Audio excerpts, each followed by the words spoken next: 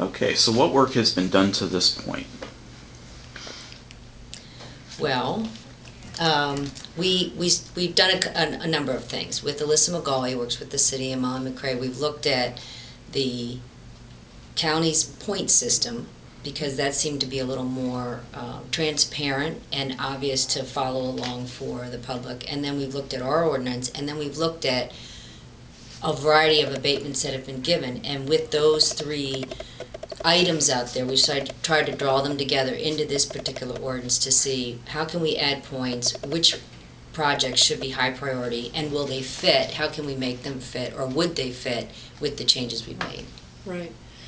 Yeah, we've actually been working on this since April, and at the end of April, City Council had a fifth Tuesday session where normally we wouldn't have a meeting, but we did have a meeting, and the topic was to discuss tax abatements, and we heard from various people, both city and county employees, to talk about how tax abatements are currently done, the importance of them, and so forth, and then also from the public to find out, what at least a few members of the public had to say about that.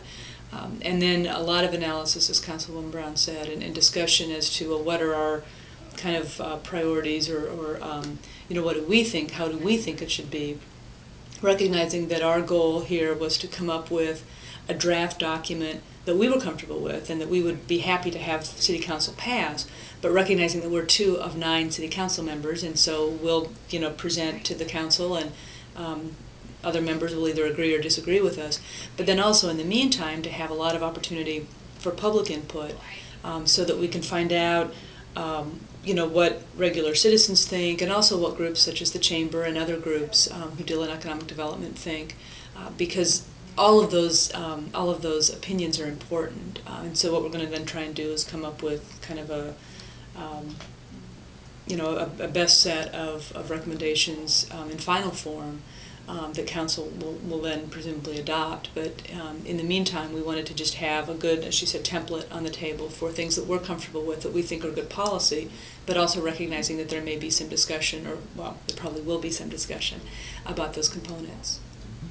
So right now it is on the web, I believe? Yes, it is. the city's website. Right. And www.cityoffortwayne.org. It's on the front page down kind of at the bottom where they have the special little features, and you can click through, you can read it, there's a summary that you can read, and then and read also the ordinance, and then you can send us comments via the web that go to our administrator, Molly McCrae, and she'll get them to us and to the other council members, so we'll see that. And I do think that there's some groups, for instance, the Chamber of Commerce, who will be discussing this in September as well. But we definitely want everybody's input, whether you're part of that type of organization or whether you're, just a citizen. We want to have everybody's input. Okay. And the deadline for the input is? October 10th is what we're shooting for. And really that's to give us time to then look at all of that information. If there's revisions that are warranted, to be able to make those revisions.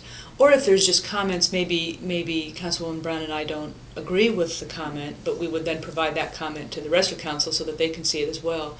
Again, when we move forward with the discussion, which will be the end of October into November.